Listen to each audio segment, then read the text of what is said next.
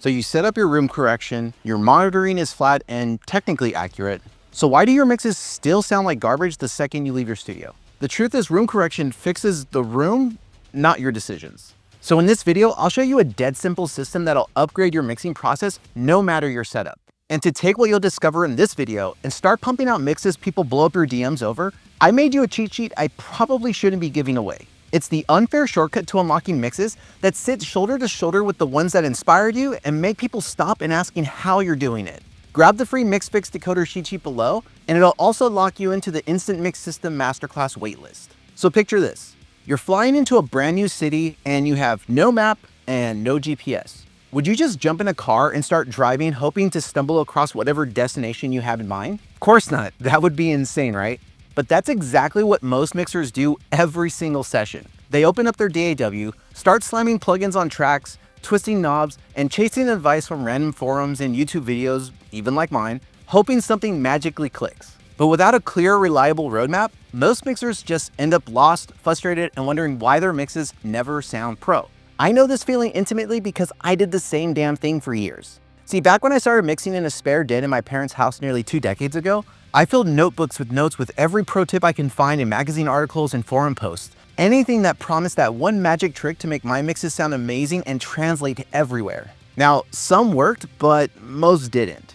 And it took years of headaches and endless back and forth between my studio and my car before I finally started getting results that I would even call acceptable. Then everything changed when I started working at the world's largest online school for rock and metal producers. I suddenly got a behind the scenes look at hundreds of pro sessions and how the mixers behind them actually made their decisions. That's when I started noticing patterns repeating over and over among the best mixers in the world.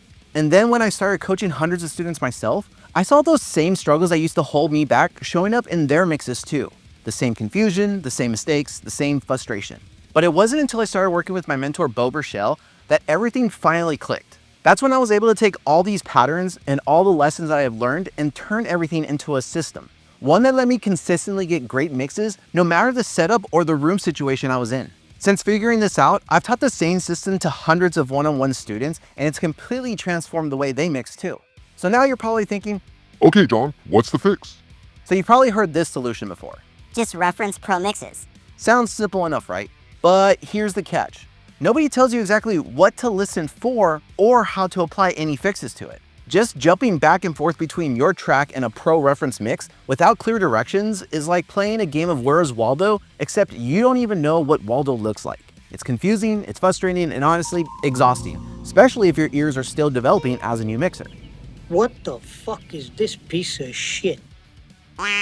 And that's where my mix map system comes in. Think of the mix map like a GPS for your mix. It shows you exactly where your track veers off from a pro reference mix and how to course correct. But by chance, if you want to watch me mix an entire song from start to finish with this mix map system, you can find more information linked below. The basics of the mix map system are simple. Step 1, we need to identify the core markers. What's the balance between instruments, between the vocals and the drums, between the drums and the bass? Identifying all these core markers in your pro reference mix is what's going to give you your baseline for a rough balance for you to build on.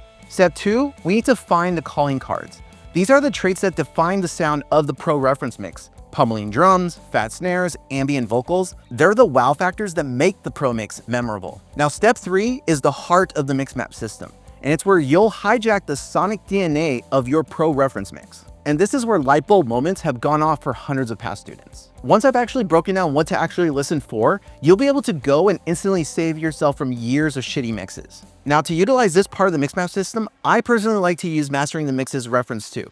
So let's key into one area that ruins more mixes than anything else, the low end. Now most engineers will treat the sub bass, the bass, and the low mids as separate worlds, but in my book, they're not. They live together, and if you don't manage that overlap, your mix will always sound muddy, hollow, or just plain weird. After analyzing thousands of mixes, I found the magic zone to key in on this area is around 450 Hertz. That's where the fundamental of almost every instrument lives. Using a low pass filter at 450 Hertz on your pro reference mix, you'll instantly hear how the pros balance this range. And then when you flip to your mix, you'll instantly spot what's poking out or what's missing. This is going to be where the land of subtlety lives, and you'll hear if perhaps something needs some compression so it stays locked in the pocket, or if maybe using a low shelf to remove some low end brings a better balance to, say, your kick and your bass. Once your low end is locked, we move to the meaty steak of your mix, the mid-range. With a high pass at 80 Hz and a low pass at about 1.5K, you'll hear the warmth, fullness of clarity of all the tracks in your pro reference mix. When you switch back to your mix, this is where a lot of instruments are going to be fighting. This range is incredibly helpful when you bounce back and forth between your pro reference mix and yours, and you hear how everything is starting to work together to create a thick, mid-range slab of steak that just feels full. Now, I'm curious if you've ever felt that ear fatigue or dull headache while mixing or even after you're done mixing. I found that it's usually because the mix is too hot in this next frequency range. With the high pass filter set at 1.5K on your pro reference mix, you'll be able to hear the top end balance of the mix.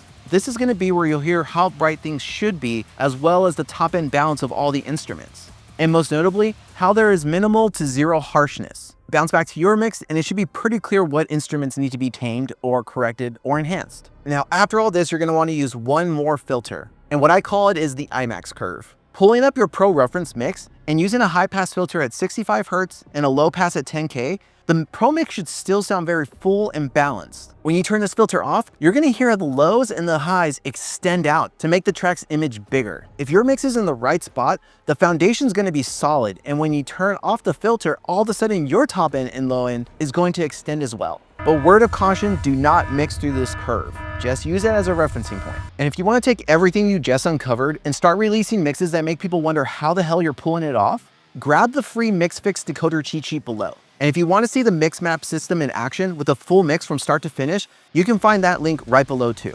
So now that you've got a system that kills the guesswork and gets you closer to those pro level mixes you've been after, you're already ahead of 99% of other mixers. But here's the thing, even with the right roadmap, there's still one silent killer that is wrecking your mixes. And it's probably the reason your mixes still sound smaller than the pros, which is why you need to watch this next video, where I reveal the simple change that'll instantly make your tracks bigger, fuller, and more 3D.